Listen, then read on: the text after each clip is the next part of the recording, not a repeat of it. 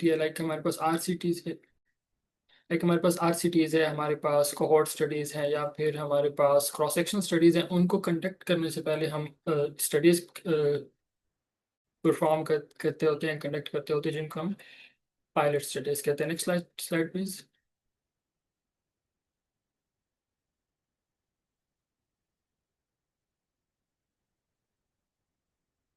All right. So what is a pilot study? A small scale preliminary study conducted to evaluate feasibility, time, cost, risk, and adverse events prior to a full-scale research projects.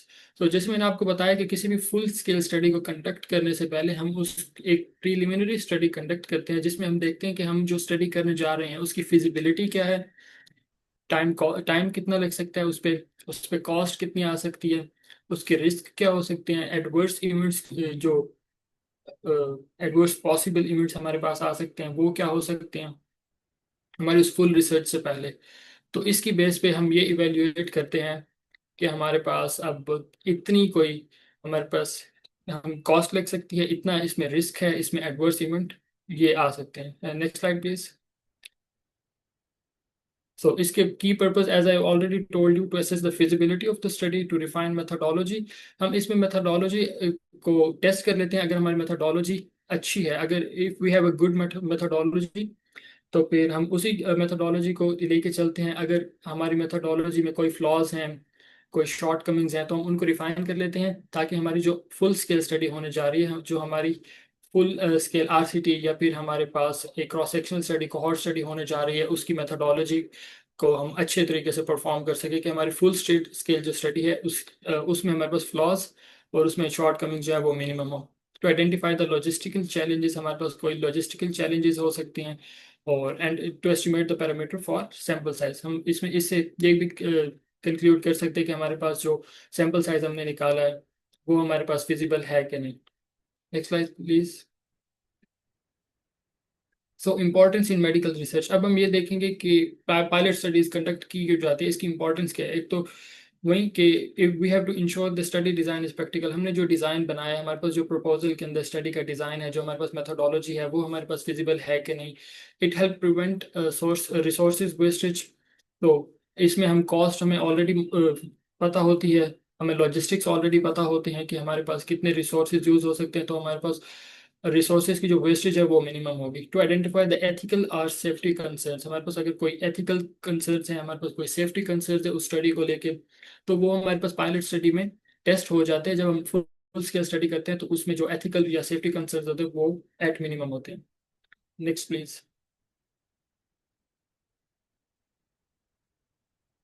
So characteristics of pilot study. एक तो ये इसमें sample size small होता है, and it's not powered for hypothesis testing. इसमें हमारे पास hypothesis test नहीं कर रहे होते हम, और इसमें हमारे पास रिजल्ट जो होते हैं डिस्क्रिप्टिव होते हैं, हमारे पास एनालिटिकल रिजल्ट्स नहीं होते इसमें। और इसमें हम प्रोसेस को पे फोकस करते हैं, प्रोसेस की जो मेथोडोलॉजी है, जो हमारे पास प्रोसेस को कंडक्ट करना है हमने जिस तरीके से, उस पर हम फोकस करते हैं। इसमें आउटकम पे फोकस नहीं किया जाता। इसमें हम जो आउटपुट है हमारे पास या आउटकम आ रहा है उसको हम नहीं देखते, सिर्फ हम प्रोसेस पे फोकस करते होते हैं। Alright, next. So common goals of pilot studies. Evaluate the recruitment method. हमने जो हमारे पास मेथड हैं, हमने जिसकी बेस पे रिक्रूट करना है अपने सैंपल के अंदर लोगों को, अगर हमारे पास एनिमल ऑब्जेक्ट्स हैं या फिर हमारे पास ह्यूमन ऑब्जेक्ट्स हैं, हमारे पास जो उनका रिक्रूटमेंट का मेथड है हमने उसको इवेल्युएट करना है। इंटरवेंशन प्रोटोकॉल, जो हमारे पास ब्लूप्रिंट होता है हमारी स्टडी का, हमारी स्टडी का डिज़ाइन होता है, हमने उसको टेस्ट करना होता है। उसके बाद हमने डाटा कलेक्शन की जो हमारे पास टूल्स होते हैं, हमने उसको वैलिडेट करना होता है कि हम जो टूल्स यूज़ कर रहे हैं, हमारे पास जो भी सैंपल साइज है क्या वो हमारे पास ऑथेंटिक ये ऑथेंटिकेट करती है उसको। To assess the participant compliance. इसमें हम ये भी देख सकते हैं, लेट्स सपोज हम कोई क्रॉस सेक्शनल स्टडी करने जा रहे हैं मेंटल डिसऑर्डर पे, तो हम उसमें अगर हम एक पायलट स्टडी कंडक्ट करेंगे तो पायलट स्टडी में ये बताएगी कि हमारे पास जो पार्टिसिपेंट्स हैं, जो कि किसी भी मेंटल डिसऑर्डर के साथ पेशेंट्स हैं, उनकी कंप्लायंस हमारे साथ कितना है। हम ये देख सकते हैं कि अगर वो पायलट स्टडी में हमने ये देख लिया कि उनकी पेशेंट्स की कंप्लायंस जो है हमारे साथ वो बहुत कम है, वो या इसमें पार्टिसिपेट नहीं करना चाह रहे, तो हम अपना क्वेश्चन चेंज कर सकते हैं। Next please. So, when our pilot study is needed, as I've already told you, these are for testing. the large scale trials as randomized control trial when introducing new intervention, हमने कोई new drug formulate किया है किसी भी disorder के लिए, किसी भी डिजीज के लिए, तो उससे पहले हम ये कंडक्ट करते हैं to check the adverse effect, to validate the findings. And when designing complex data collection procedures, हमारे पास डाटा कलेक्शन के प्रोसीजर्स हैं वो कॉम्प्लेक्स हैं, तो हम उससे पहले स्टडी को कंडक्ट करते हैं to validate the findings and when unsure of the feasibility. अगर हम फिजिबिलिटी के बारे में श्योर नहीं है कि हमारे पास जो फिजिबिलिटी है किसी भी स्टडी की, वो हमारे पास ये कोई भी स्टडी हमारे पास फिजिबल है कि नहीं, तो उसको भी हम इसके लिए भी यूज कर सकते हैं। Next please. So pilot versus feasibility study. Feasibility study हमारे पास वही फुल लेंथ स्टडी आ गई, और pilot study as I already told you कि इसमें सैंपल साइज शॉर्ट होता है। फिजिबिलिटी स्टडीज आर ब्रॉडर, इसमें हमारे पास सैंपल साइज ज़्यादा होता है, इसमें हमारे पास टाइम स्पैन ज़्यादा होता है, हमारे पास लॉजिस्टिक्स ज़्यादा होते हैं। और all the pilot studies are feasibility studies, but not all feasibility studies are pilot studies. So next, please. Example of pilot studies. Yes. So testing a diabetic medicine on 20 patients before a full RCT. एक randomise control trial के लिए हमारे पास एक specific sample size होता है, हम एक specific software के जरिए अपना सैंपल साइज लेते होते हैं। तो उस सैंपल साइज से पहले हम पायलट स्टडी को टेस्ट कर रहे हैं।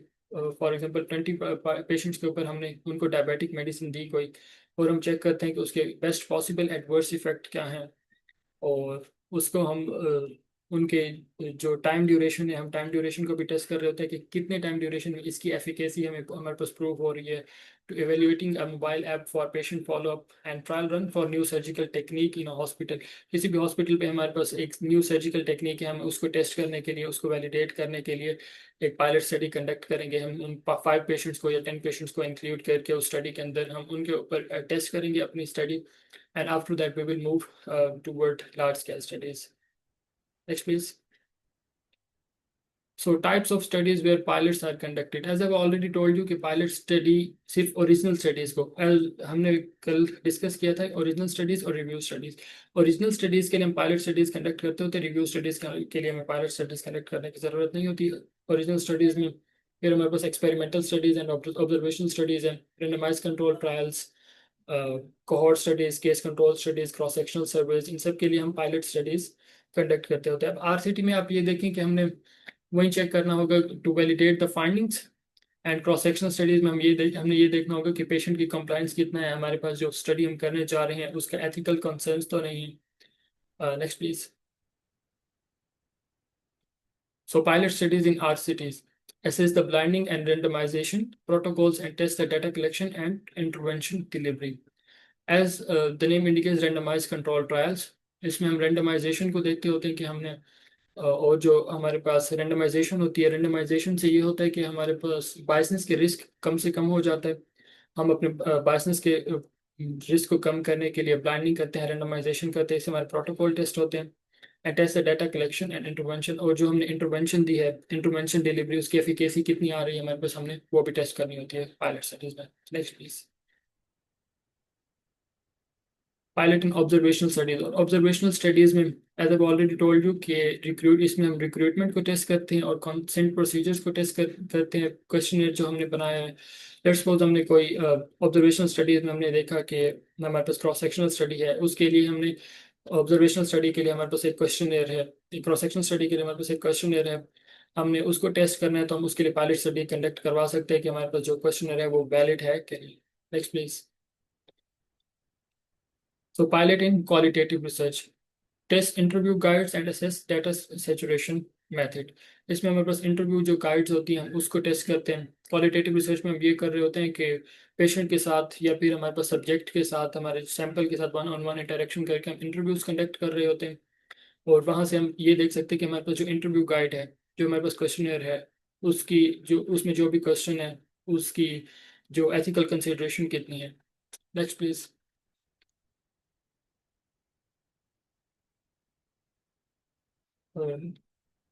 Ethical consideration.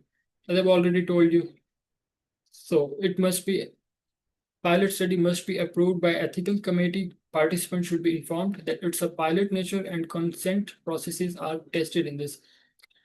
जैसे हमें फुल लेंथ स्टडी के लिए एथिकल कमेटी के अप्रूवल की ज़रूरत होती है, और हमें पार्टिसिपेंट जो है उनको बताना होता है कि हम एक फुल लेंथ स्टडी करने जा रहे हैं। इसमें हमें ये बताना होता है एथिकल कमेटी के सामने हम जब प्रेजेंट करते हैं कि हम पायलट स्टडी करने जा रहे हैं, और सेकेंडली हमें यह भी बताना होता है पार्टिसिपेंट्स को भी। एथिकल कमेटी को तो हमने बताया है कि हम एक पायलट स्टडी कंडक्ट करने जा रहे हैं, हम उसके साथ साथ जो पार्टिसिपेंट्स हैं उनको भी बताएंगे कि हम हमारे पास जो स्टडी है इसकी नेचर पायलट है और ये फुल लेंथ स्टडी नहीं होगी, इससे हम सिर्फ टेस्ट करने जा रहे हैं। Next please. So sample size in pilot studies, as I already told कि इसमें जो सैम्पल साइज है वो बहुत शॉर्ट होता है, 10 to 30 पार्टिसिपेंट्स होते हैं। इसमें it's not meant to detect the effect sizes, it is used to estimate the variance and inform full study. Next please. Reporting pilot studies. So pilot study को report करने से पहले हमें ये बताना होता है कि ये पायलट स्टडी है, it's not a full length study. हमें ये भी बताना होता है कि इसकी फिजिबिलिटी आउटकम्स क्या हैं, जब हम ये फुल लेंथ स्टडी परफॉर्म करेंगे या फुल लेंथ स्टडी हम कंडक्ट करेंगे तो उसकी फिजिबिलिटी कितनी है। And don't overstate the findings, और हमें फाइंडिंग्स को ओवरस्टेट नहीं करना होता। हम ये नहीं कर सकते कि अपने क्वेश्चनर को स्ट्रॉन्ग प्रूव करने के लिए हम उसमें अपनी फाइंडिंग्स जो है ओवरस्टेट करते हैं। लेट्स सपोज अगर किसी पेशेंट की उसके साथ कंप्लाइंस नहीं है हमारे क्वेश्चनर के साथ, हम ये नहीं कह सकते। लेट्स सपोज कि हमारे पास 30 पेशेंट्स हैं, उनमें से 20 पेशेंट्स की हमारे पास कंप्लाइंस है, और हम ये लिख रहे हैं या फिर हम ये स्टेट कर रहे हैं कि हमारे पास 25 पार्टिसिपेंट्स ने हम जो फाइंडिंग्स जो हमारा क्वेश्चनर है उसके साथ उनकी कंप्लाइंस थी, तो it will lead to biasness, so it won't be accepted. Next please. Outcome of a good pilot study, इससे हमारे पास प्रोटोकॉल की रिफाइनमेंट होती है। और व्हाट इज प्रोटोकॉल? प्रोटोकॉल में हम इट्स एक्चुअली अ ब्लूप्रिंट आपकी स्टडी का, जैसे हम कह सकते हैं कि साइनॉप्सिस होता है। Protocol is similar to a synopsis and improve recruitment strategy and better data collection instruments. हमने शायद has asked, is it necessary to do the pilot studies before the full length studies? No, it's not necessary to do the pilot studies. It's just for the feasibility. You're just going to check the feasibility of your study. And next, please.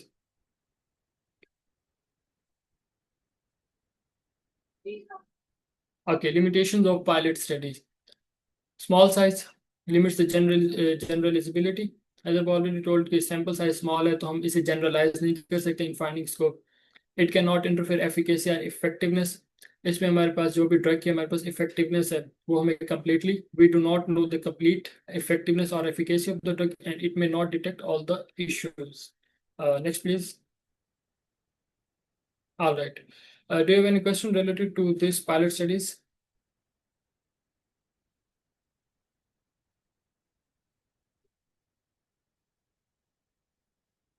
So no question.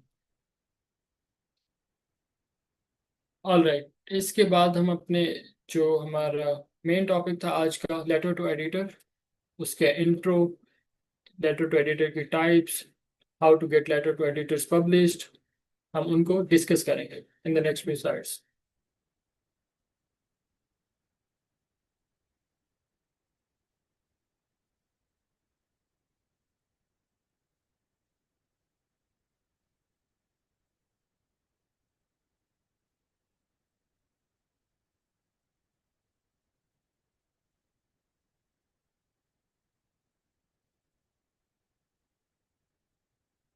Can you see my screen? Slides आपको नजर आ रही हैं? Confirm कर दे please.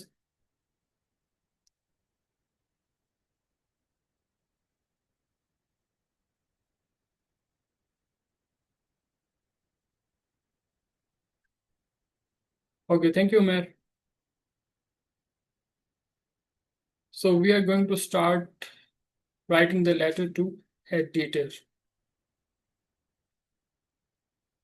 First of all, what is an LTE? A letter to editor. It's brief communication that comments on a recently published article. It can either be an endorsement or critique of the original work, and it's often a form of academic dialogue.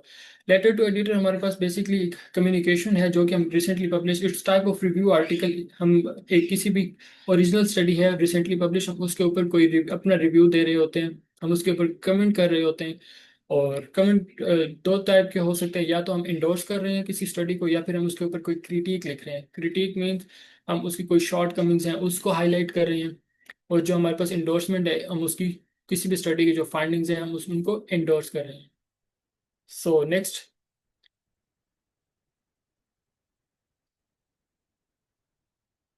all right, so we have two types of LTEs.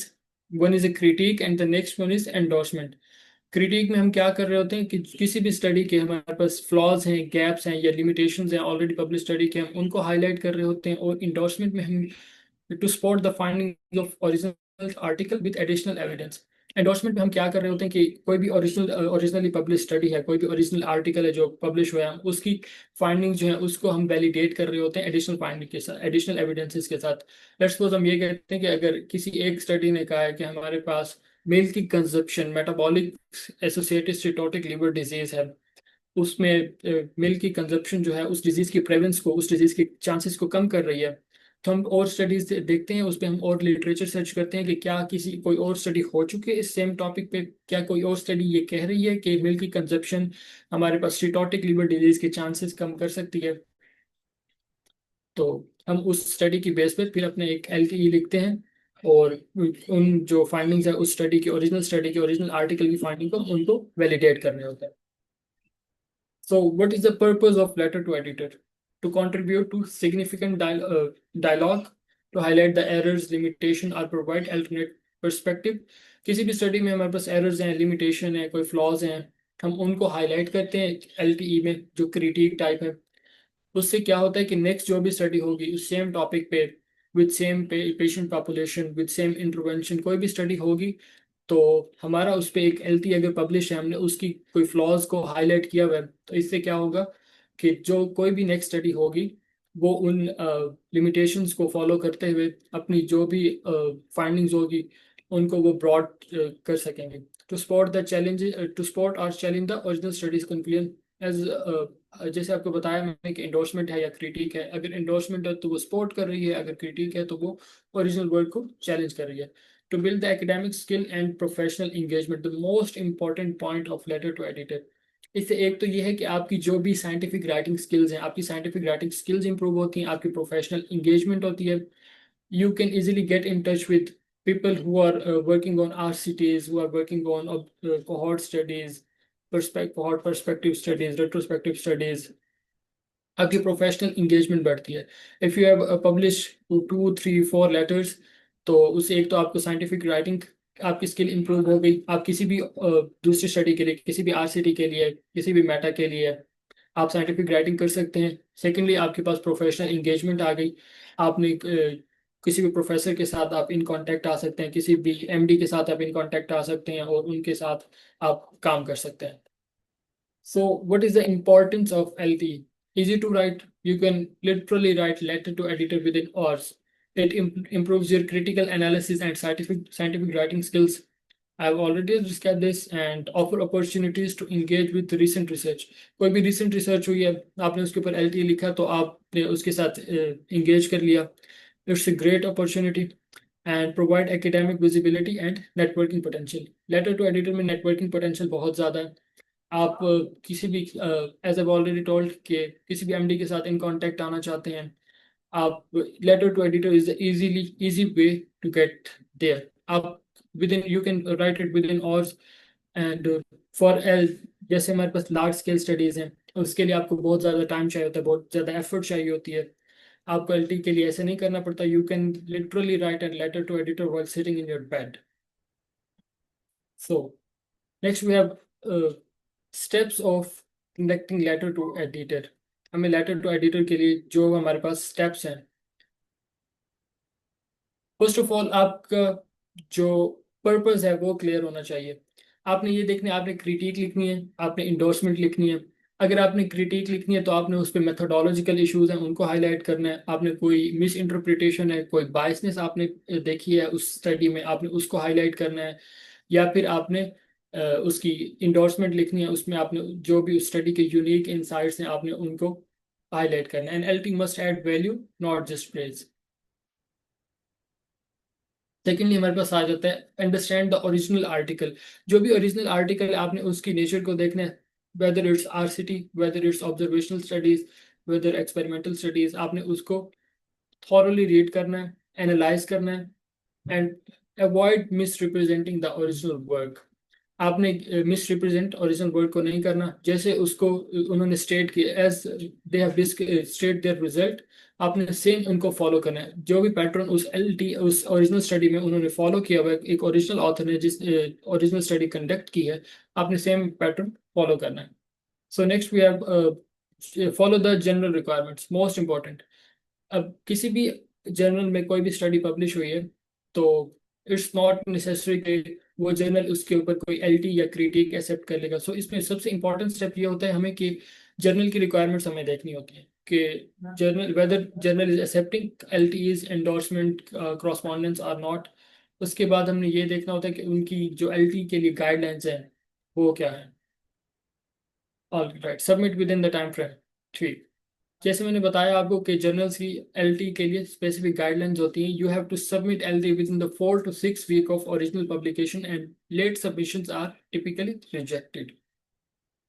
Cause उसके ऊपर इसका ये होता है कि अगर आप within 4 weeks के सबमिट कर देते हैं तो उससे उसकी एक्सेप्टेंस के चांसेस ज़्यादा होते हैं। जैसे जैसे एक स्टडी पुरानी होती जाती है उसके ऊपर और एलटीज, उसके ऊपर और रिव्यू स्टडीज होती जाती हैं, तो जिसकी वजह से लिटरेचर सेचुरेट हो जाता है, तो आपका LT will be of no use. So next we have conduct a focused literature search. Support your argument with current literature and ensure you contribute a fresh perspective. You cannot write anything from your own site in an LTE. You always need citation. You always need references for spotting your argument, for spotting your perspective, and always try to cite recently published studies. So deliver a concise, focused message. Limit your points to 1, 2, or 3 main ideas. Be clear, be respectful, avoid unnecessary details or repetition. उसमें ये होता है, सबसे पहले हमने अगर critic हम लिखने जा रहे हैं, हमने सबसे पहले तो जो भी ऑथर है हमने उसको प्रेज करना है कि yes you have conducted a very good study, and after that in a very respectful manner हमने उनकी स्टडी में क्रिटिकल पॉइंट्स को हाईलाइट करना होता है, हमने क्रिटिक लिखनी होती है। All right, so structure logically. Start with your main point, cite the article, and develop each argument in separate paragraph and conclude with a summary or future direction. So इसमें सबसे पहले हमने as I have told you कि original study जो है उसको press करना है हमने। उसके बाद हमने अपना एक आर्ग्यूमेंट हर सेपरेट पैराग्राफ में देना है। अगर हमने 3 फ्लॉज जिसका उसमें हाईलाइट किए हैं तो हमने हर फ्लॉ को एक सेपरेट पैराग्राफ में विद प्रॉपर साइटेशन बताना है। एंड आफ्टर दैट हम चले जाते हैं समरी या फिर कंक्लूजन में। So back your claims with evidence. As I've already told you, you cannot literally write anything from your own side. You always need citation. You always need references for your argument. So craft an engaging title. At the end हमारे पास आ जाता है कि title हमने एक कैची हमने title engage करना। LT अगर ये सिंपल हमारे पास क्रिटिक है तो हम सिंपली एक ओरिजिनल स्टडी का जो भी टाइटल है हम उसके आगे कमेंट ऑन एंड आगे जो हमारे पास ओरिजिनल स्टडी का टाइटल है हम वो लिख सकते हैं। बट अगर ये इंडोर्समेंट है तो आपकी उस स्टडी के अकॉर्डिंग आपको टाइटल देना पड़ता है। आपने और अपनी स्टडी जो भी आपका एलटी है उसके अकॉर्डिंग आपको एक स्पेसिफिक टाइटल देना पड़ता है। So focus on learning not the credit. कल मैंने आपको बताया था कि एलटी सबसे लीस्ट इंपॉर्टेंट स्टडी है, लीस्ट वैल्यूड स्टडी है। सबसे पहले टॉप पे हमारे पास मेटा आ जाता है, फिर हमारे पास आरसीटीज, कोहॉर्ट, क्रॉस सेक्शनल, फिर हमारे पास नैरेटिव रिव्यूज, मिनी रिव्यूज, उसके बाद आ जाता है हमारे पास LT. So LT may not offer the same academic credit as full article, but it will provide you valuable engagement and skill building opportunities. इससे आपको उतनी जैसे कल हमने एक और पॉइंट भी डिस्कस किया था कि एक एलटी की इम्पोर्टेंस किसी भी जॉब क्राइटेरिया में, हमने आई गेस यूके का जॉब क्राइटेरिया हमने जब डिस्कस किया था उसमें एक ओरिजिनल स्टडी के 5 मार्क्स से एंड एक लेटर के 3 मार्क्स है। तो आपको एक लेटर उतनी इम्पोर्टेंस उतनी जो क्रेडिट है ना दे सके जितनी एक ओरिजिनल स्टडी देगी, बट इससे आपकी स्किल बिल्डिंग होगी, आपको साइंटिफिक राइटिंग आपने लिखना कैसे है वो आएगा। So you can participate in original studies और large scale studies as well. So quick notes, LT can be critique or it can be endorsement. It critique highlight flaws or gaps, methodological concerns, literature gap, suggestion for future work. Methodological concern में फिर हमारे पास sample size आ जाता है, हमारे पास population बाइस है हमारे, तो वो आ जाता है। Endorsement support the original study with additional evidence and journal type selection is important. हमारे पास जर्नल की तीन टाइप्स आ जाते हैं, open access, hybrid access and close assess.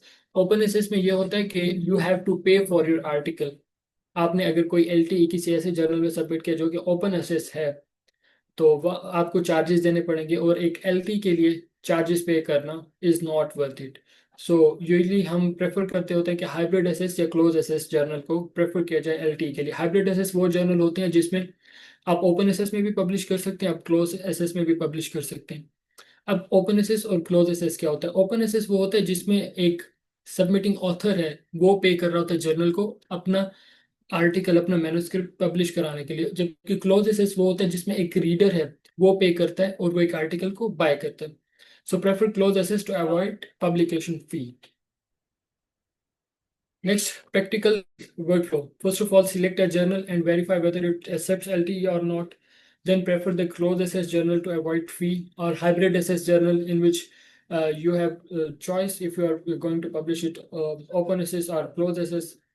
So third, choose a recently published article, publish within a 1 week. Because आपको एक LTE लिखने के लिए at the very beginning you need 2 to 3 weeks। तो आपको एक रिसेंटली पब्लिश आर्टिकल सिलेक्ट करना चाहिए जो 1 वीक के अंदर पब्लिश हो, अ, ताकि जब आप एल टी लिखें 2 या 3 वीक्स उसके ऊपर लगें, तो विद इन 4 वीक्स आपका ये एल टी ये प्रोजेक्ट खत्म हो जाना चाहिए और जर्नल को सबमिट हो जाना चाहिए। Get the spotting data from PubMed और Google Scholar and paraphrase carefully. You can not just copy paste an article. आपको एक आर्टिकल से आपने कोई भी इंट्रो उठाया किसी डिजीज का, तो आपको उसको पैराफ्रेज करना पड़ेगा। So compile and submit following the journal format. Journal का आपको जो भी फॉर्मेट है जर्नल का, I will show you in a few minutes के जर्नल का फॉर्मेट हम कैसे चेक करते होते हैं। Always cite reliable sources, don't add personal opinion without reference. तो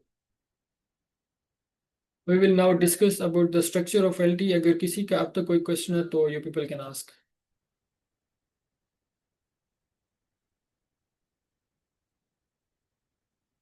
How recent should the publish article be? Is there a time range?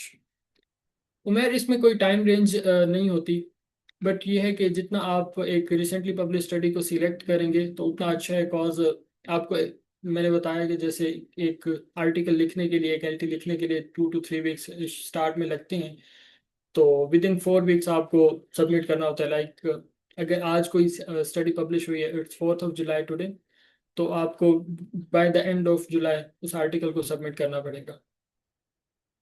Otherwise उसके ऊपर और रिव्यू स्टडीज आ जाएंगी और एलटीज आ जाएंगे, तो उसके एक्सेप्टेंस के चांसेस कम होते जाएंगे। Any more questions?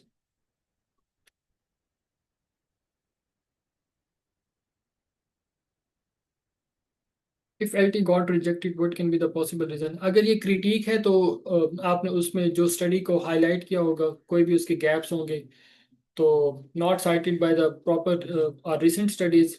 और अगर ये डिस्क्रिप्टिव टाइप है तो आपने एक ओरिजिनल स्टडी को अच्छे से पढ़ा नहीं होगा, आपने उसका फॉर्मेट फॉलो नहीं किया होगा।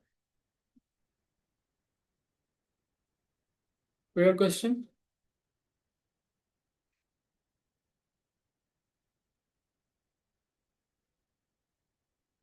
Which topics to be selected for secondary student as we are having only basic sciences? आपको एलटी लिखने के लिए आपको एलटी लिखने के लिए कोई भी ये नहीं देखना होता कि आप सेकेंड ईयर में हैं या थर्ड ईयर में हैं। You can start in your first year.